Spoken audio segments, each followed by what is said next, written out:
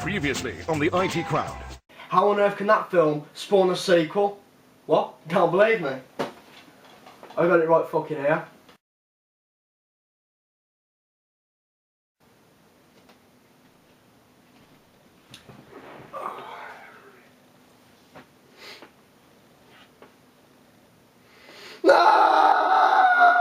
Usually, in the start of a review, I'll talk about the plot of the film and summarise it in like 20 seconds. But this one's different.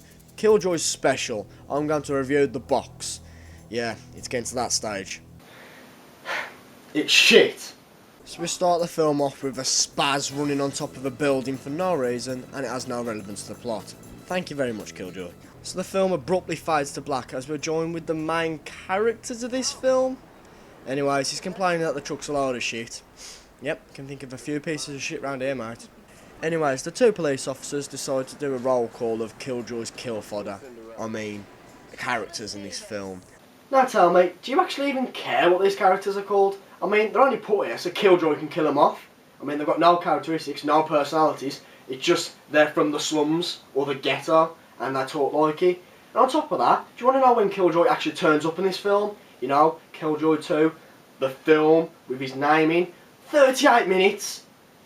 38 minutes! Imagine if, I don't know, Alien didn't show any xenomorphs until later in the film, or Predator did the same. Or even Alien vs. That might have been a better film, actually.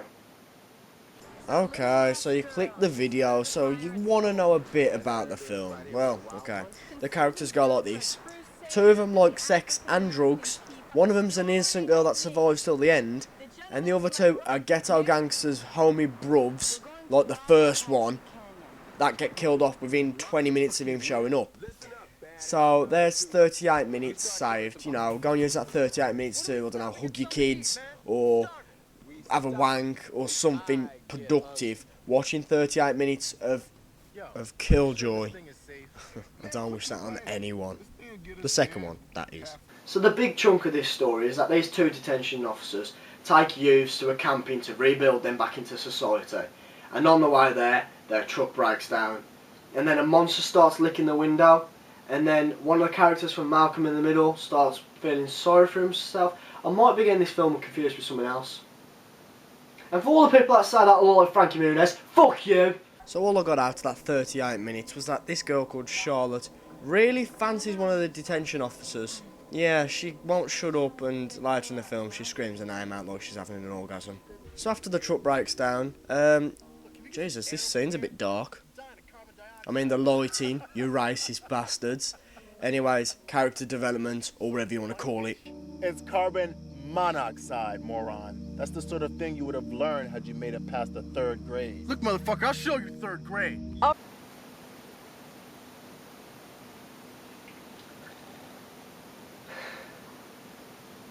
What?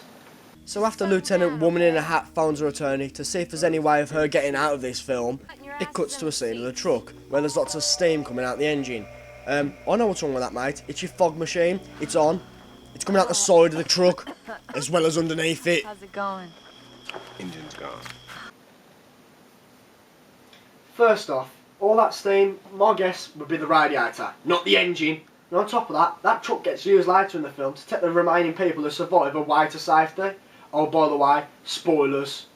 So the group splits up into two to try and find a phone so they can say no to the bank for the 25 grand he offered them. Or to phone home, I'm not too sure. And they find an abandoned house. Now, instead of just waiting for the people to get back, or, you know, politely knocking on the door, they break in. Screw it, man. I should say we break in. Forget it, Nick. Well, excuse me, sir. Well, excuse me, princess. So eventually he does break in, and I'm getting this feeling. I'm getting this funny feeling. Guys, I think it's... What you say? No, we can't do that. For some reason, YouTube really doesn't like German people listening to Hide and Seek by Imogen Heap. And no, it's not a Jason Derulo song, fuck off. So yeah, he does get shot by Baby Doll from Sucker Punch. Yeah, that film's coming round soon, don't worry. So she gets all defensive and points the gun at him, and then tells him that she didn't have a phone, which if she would have shouted through the door that she didn't have a phone, they would have left her alone and not tried to break in, and she wouldn't have to kill him, and then he wouldn't have to kill her because he was defending his fella, whatever.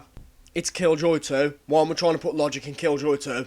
So, if you haven't dozed off by now, because of the film, or because of this review, this is where the film starts to pick up. Well, I say pick up. I mean pick up in the same way a monkey picks up shit to throw at you at the zoo. So the guys that had just been with the bloke that had his stomach blown out with a shotgun think it's a good idea to drag him all the way back to the van or truck to explain to the other two girls that are waiting there for him that he'd been shot. Then they go, we must take him to the hospital. Like they needed that to be explained to him. So they aimlessly wander the woods in hope they'll find a hospital. Really? Seriously? Seriously what? Seriously? You're going to wander the woods to find a hospital? What? So they come across this crazy witch doctor who does absolutely fuck all. So she fits right in basically. And instead of just asking her if they can use a phone or if she has any medical supplies that can slow down the bleeding, they point a gun in her face and tell her she has to let him in. Whoa, slow down movie, you're gonna lose me. As if the film had me in the first place. This is the part of the film where it forks off into 4 different subplots. One of them was about 2 people having sex and wanting drugs. One of them was about trying to rescue a bloke by using voodoo. The other one was this girl having mommy and daddy troubles. And another one is an urban legend about Killjoy, a bloke who was sent to resurrect and rescue Michael even though it was too late, or some bollocks. The film don't even know what it's on about itself. I mean, honestly, how can a film that has a plot that could be written on a piece of toilet paper fork off into 4 different subplots that are all going on simultaneously? This film couldn't keep anybody's interest at the 40-minute mark when Killjoy actually turns up, let alone the fucking another 40 minutes before it where nothing happens. But seriously, dog takes shit. Still a better story than Killjoy 2, Deliverance From Evil. About it. I want you to conjure up that fool Killjoy. Why? The sun, the moon, the air, and the light. We beg you hear our cries tonight. Seriously, stop. The earth, the soil, the flesh, and the dust. We beg you, Killjoy, appear to us. Wait a minute. That's not the original chant in Killjoy 1.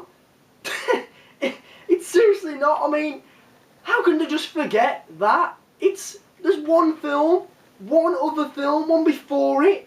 I saw more consistency in an Overball film. Okay, I lied. I don't think anybody can say that with a straight face, can they? Well, that was easily forgotten. Anyways, the girl goes for an after summoning chant shit that everybody takes. And look who it fucking is. At the 42nd minute mark, look who decides to turn up. I'm back. You're gonna do that stupid say a line then laugh hysterically after it, aren't you? Ooh, woo. Feels great. Hello? Now you see, I would usually get angry at this stuff. Grr, this film, it's the worst film I've ever watched. I remember saying that multiple times throughout this film series. But I've kind of developed a new method. I want you guys to try it. It's kind of a way of getting over this kind of stuff. Now just close your eyes and imagine one of your favourite film series, I don't know, say Highlander, and it's got fucked up by Highlander Endgame. Or another bad film that has terrible actors, or one of your favourite childhood films that's been remade. Now, think of the people responsible, whether it be the directors, producers, actors, writers, whatever, you choose. Okay? Keep closing your eyes. Now just imagine, in 50 years' time, they're going to be old, they'll probably die, they're going to be cold, scared and alone. You come to this world, you go out alone, and they're going to do just that. And in that brief moment, just before the pass over to the afterlife, they're going to realise their only imprint left on this whole entire earth is Killjoy 2, or Highlander Endgame. There you go. Bit dark? So in this one, while the girl's dropping one, Killjoy takes his teeth out and puts it through the door, and it kills her. You know, like in the first one where it had really bad death scenes? This film decides to go one over than that, and not even show the death scene at all.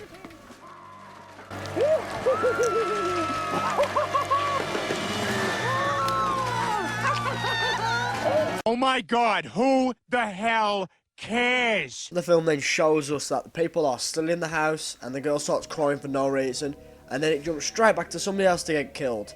Wow, 2 people in 2 minutes, Killjoy. At this rate, after 3 minutes you'll have no characters left in this film.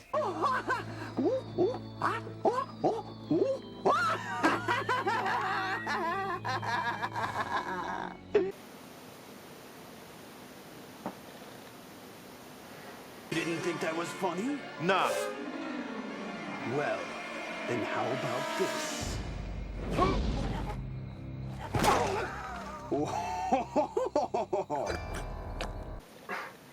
Why the fuck does Killjoy have special powers? I mean, in the original, it was in his own dimension, it's understandable, but now, he's gone to the real world, and now he has the Force, he can just wave people around and push them everywhere. Why doesn't he just kill them all now? And on top of that, let me guess, can he control people as well with his mind? What the hell are you doing, you fucking bozo wannabe?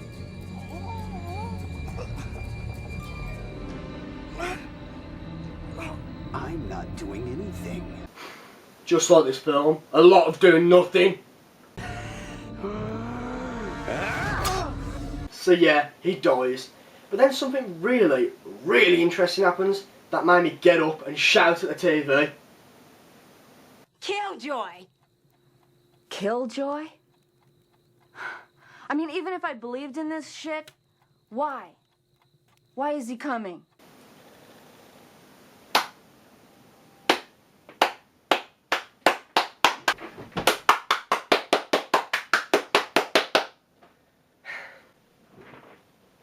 This person gets it? This person gets it? I mean, Killjoy, why is he here? The only reason Killjoy's even summoned is to kill people. I mean, like the first one, there was bullies, understandable for him to come. Why summon him now? They say to resurrect their mate, but the witch doctor that's there, that knows all about him, knows Killjoy can't bring people back to life. This is the biggest plot hole I have ever known in a film, where the actor has literally just said one line, why is he here? And if you're watching this, and you've watched the first one, that takes you away from the film. It feels like you've just been yanked out, and you sit here and go, yeah, why is he here? There is no reason for Killjoy to be here. None whatsoever. How can they make a third? So the remaining characters, nearly called them characters then. Okay. So the remaining bags of meat that have mouths and eyes and walk around and make noise, start shouting at a skull. Shut up! Shut up! You shut up!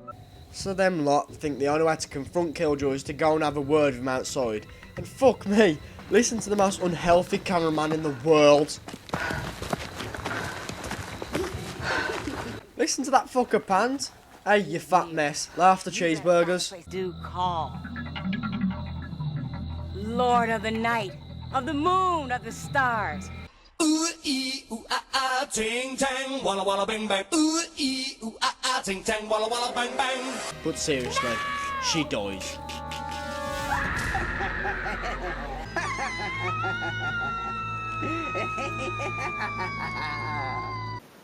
So all the survivors go back to the witch doctor's house. That is supposed to be a safe haven, and he can't get in. Even on the next scene he does.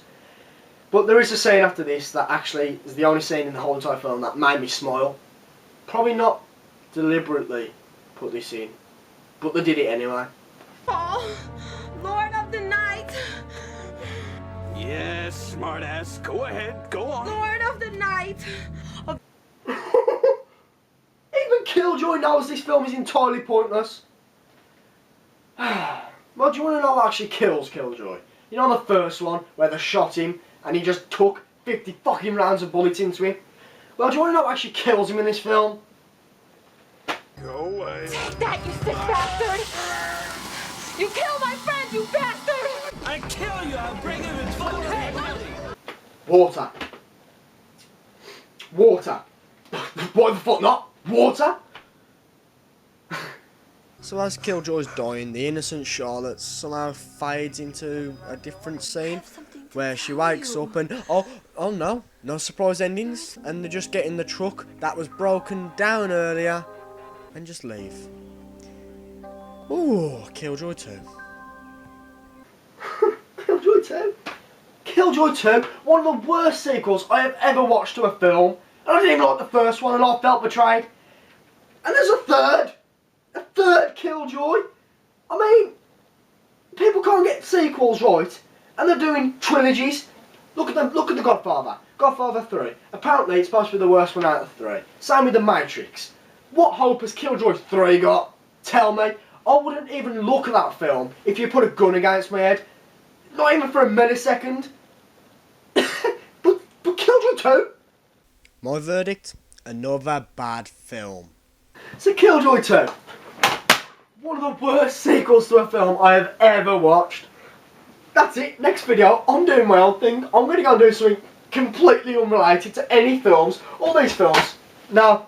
I'm doing something completely different. I'm tennis, cooking, something. I'm not going near another Killer Clown film. And I've got like 20 more. No. Anyway, I've got to send this film off, Worthy. Come on, you bastard.